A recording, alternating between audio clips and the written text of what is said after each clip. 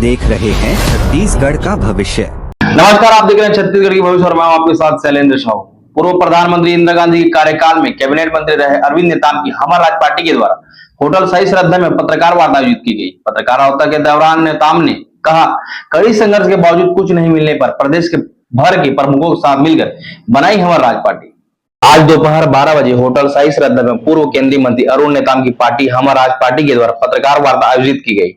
जानकारी देते हुए हमर राज पार्टी के संस्थापक अरविंद नेताम ने बताया कि कई बार आंदोलन, भूख हड़ताल करके संवैधानिक मांग करते रहे, लेकिन दोनों पार्टियों ने एक भी मांग पर विचार नहीं किया गया, इसलिए हमर राज पार्टी बनाई गई। पार्टी की सोच है कि जल, जंगल, जमीन और संवैधानिक अधिकार हो। कुछ सालों से जितने भी जनप्रतिनिधि होते रहे हैं, चाहे सांसद हो या विधायक, संसद भवन तथा विधानसभा में जनता की आवाज उठाने में नाकामयाब रहे। पार्टी भी जानबूझकर ऐसे लोगों को अपना प्रत्याशी बनाती रही जो बंधुआ मजदूर की तरह रहे। आगे प्रदेश अध्यक्ष उदय नेताम ने कहा कि दोनों पार्टियों की योजना केवल जिताऊ योजना है। आजादी के समय $1 $1 के बराबर था, लेकिन आज $82 प्रति डॉलर पहुंच गया है। यह स्थिति दोनों पार्टियों की केवल मुफ्त में बांटने और राशि का दुरुपयोग करने के कारण हुआ है।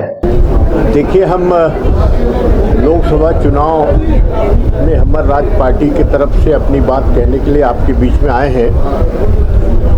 हमर राज पार्टी को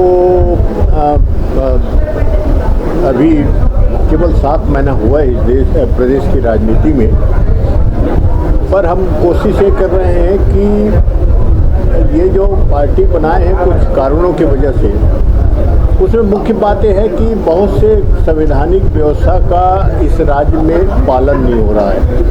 इससे SC, ST, OBC के समाज के लोग वंचित होते जा रहे हैं। बहुत से समस्याएं हैं, बेरोजगारी की समस्या, आरक्षण की समस्या है। इसको ध्यान में रख करके एक नई पार्टी खड़ा किया गया है जिसमें सभी लोग हैं। ऐसा नहीं केवल आदिवासी हो कि दलित समाज हो, और सबको हित को साथ ध्यान में रख करके किया गया है। तो हमारी लड़ाई तो यह है कि जो कानूनी व्यवस्था है, संवैधानिक व्यवस्था है, उसका पालन हो, और इसके साथ साथ भी और जो भी जल, जंगल, जमीन जैसे आदिवासियों का है, आज इस देश में जल और जंगल और जमीन खतरे में है, चाहे वो भारतीय जनता पार्टी की सरकार हो या कांग्रेस की सरकार हो। भारतीय जनता पार्टी ने इस देश की जंगल को प्राइवेट सेक्टर में देने की मन बना लिया है। उसमें कानून भी करीब करीब बदलाव कर दिया है। अब कांग्रेस पार्टी ने पेशा कानून, जो महत्वपूर्ण कानून था आदिवासी इलाके के लिए, उसकी ताकत को कम कर दिया है। तो ये चिंता का विषय है भविष्य के लिए। तो इसी को ध्यान में रख करके हम सबकी अधिकार की लड़ाई, हम अपने अस्तित्व की लड़ाई भी लड़ रहे हैं। ऐसा नहीं है।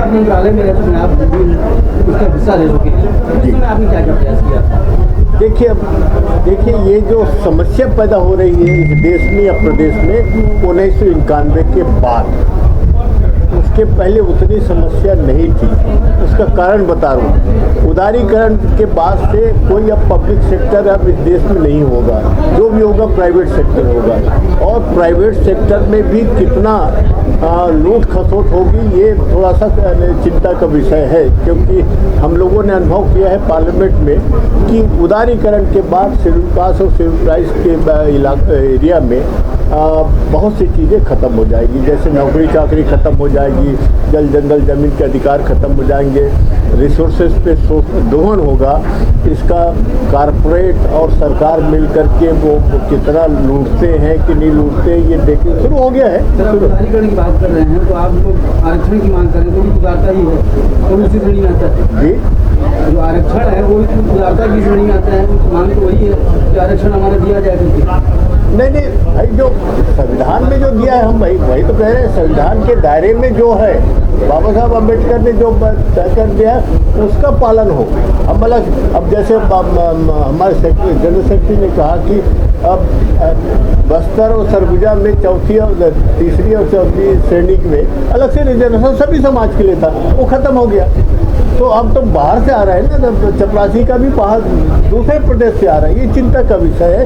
यही बात तो हम कह रहे हैं कि भाई जो संविधान है या जो कानून कायदे उसका पालन हो।